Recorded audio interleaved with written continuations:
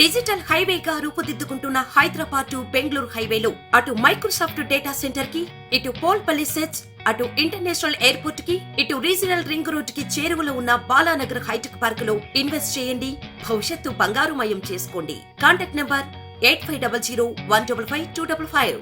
Back to news. CM Revanth Reddy మాట్లాడుతున్నారు. Live లో చూద్దాం.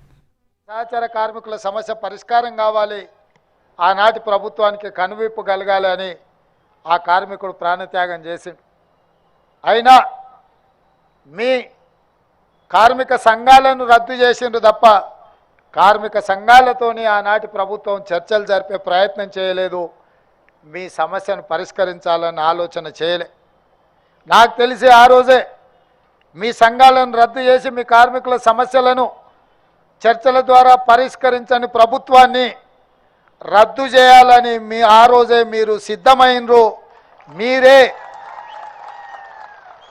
మీరే ఆనాటి నుంచి ఆనాటి ప్రభుత్వాన్ని రద్దు చేయడానికి బ్రాండ్ అంబాసిడర్లుగా మారి బస్సు ఎక్కిన వాళ్ళను, బస్సు దిగిన వాళ్ళను, ప్రతి ఒక్కరిని ఇక ఏమాత్రం ఆనాటి ప్రభుత్వాన్ని క్షమించకూడదు అని చెప్పి ప్రతి ఒక్క ప్రయాణికుడికి చెప్పి ఈరోజు ప్రజాపాలన రావడానికి, కాంగ్రెస్ ప్రభుత్వం ఏర్పడడానికి మీరు అత్యంత ముఖ్యమైన పాత్ర పోషించరు అని చెప్పి పిసిసి అధ్యక్షుడిగా, ఈ రాష్ట్ర ముఖ్యమంత్రిగా ఈ వేదిక మీద నుంచి నేను చెప్పదలుచుకున్నా. అందుకే మిత్రులారా, ఎన్నికల సందర్భంగా మేము ఎన్నికల మేనిఫెస్టోలో పెద్దలు శ్రీధర్ బాబు గారు ఆడబిడ్డలందరినీ కూడా ఉచిత బస్సు రవాణా సౌకర్యాన్ని ఏర్పాటు చేయాలి అని వారు నిర్ణయించారు. ప్రభుత్వం ఏర్పడ్డ ఎంబడే వారు ఆదేశించారు.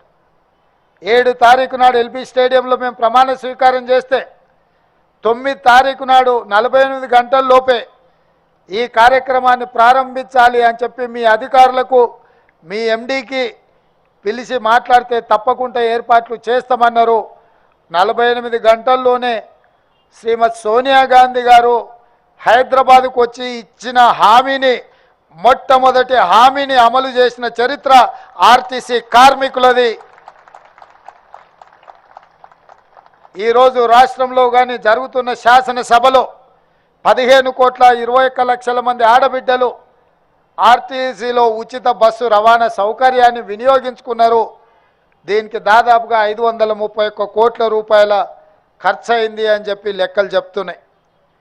రవాణా ఏర్పాట్లు అమలు చేసింది మీరైతే మీకు అవసరమైన నిధులు బట్టి విక్రమార్క గారు ఈ సంస్థ లాభాలలో నడవాలి, కార్మికుల జీత భత్యాలు 1 తారీఖున వాళ్ళ ఖాతాలో పడాలి అన్న ఆలోచనతోటి ఇతరత్ర ఖర్చులను తగ్గించుకొని దుబారా లేకుండా నిజమైన అవసరాలను దృష్టిలో పెట్టుకొని ఒక కుటుంబ పెద్దలాగా తమకు వచ్చే ఆదాయాన్ని పొదుపుగా అవసరాలకు వినియోగించుకునే విధంగా బాధ్యతాయుతంగా ఆర్థిక మంత్రిగా వారు కార్మికుల ఖాతాలో ఆ నగదు వేయడం జరుగుతుంది.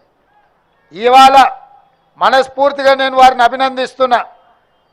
తెలంగాణ రాష్ట్రంలో కాంగ్రెస్ ప్రభుత్వం ఏర్పడ్డ తర్వాత మొట్టమొదటి బడ్జెట్ని ఈరోజు శాసనసభలో ప్రవేశపెట్టిండు.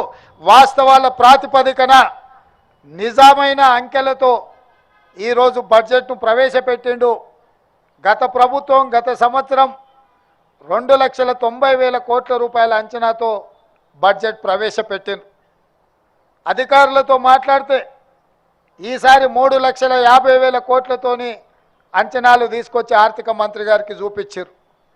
వారు అడిగినరు, ఇది వాస్తవ రూపం దాలుస్తుందా, ఇది నిజమేనా అని.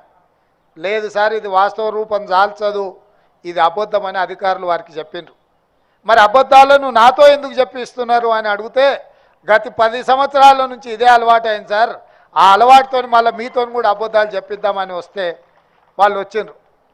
అప్పుడు బట్టి విక్రమార్క గారు చెప్పారు, నిజమైన అంకెలు తీసుకురండి, నిజమైన సంఖ్యనే నేను శాసనసభలో పెడతా అని వారు చెప్తే లెక్కంతా నికరంగా తేలింది.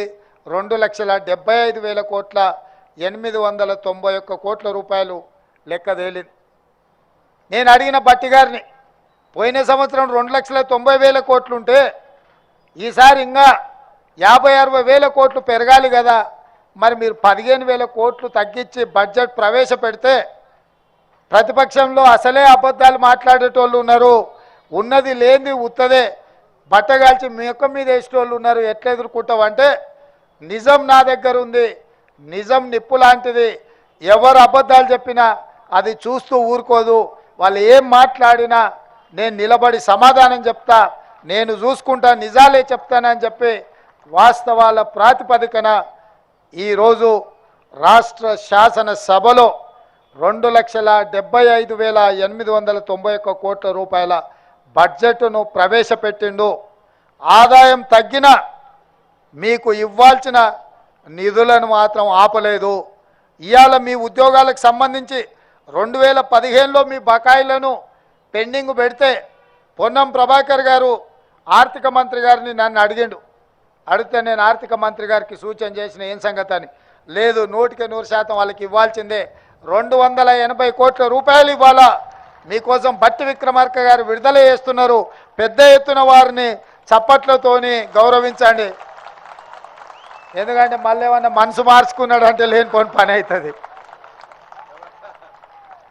పెత్తనం నా దగ్గర ఉన్న తాళం చేయి బట్టన దగ్గర ఉంది నగదుకు, నేనైనా బట్టి గారికి చెప్పాల్సిందే. కాబట్టి మిత్రులారా, ఈరోజు నేను ఒక్కటే మాట చెప్పదలుచుకున్నా. ఎందుకు ఇన్ని వివరాలు చెప్పినా అంటే మనం రోజు చికెన్ మటన్ తిని ఆరోగ్యం దెబ్బతింటే డాక్టర్ దగ్గరికి వెళ్ళి పథ్యం పాటించమని చెప్తాడు. అప్పుడు ఏమవుతుంది, మార్చిన కారంతో తినాల్సి వస్తుంది కొంతకాలం. మార్చిన కారంతో తింటే మనకు నష్టం లేదు, ఆరోగ్యం కుదుటపడుతుంది.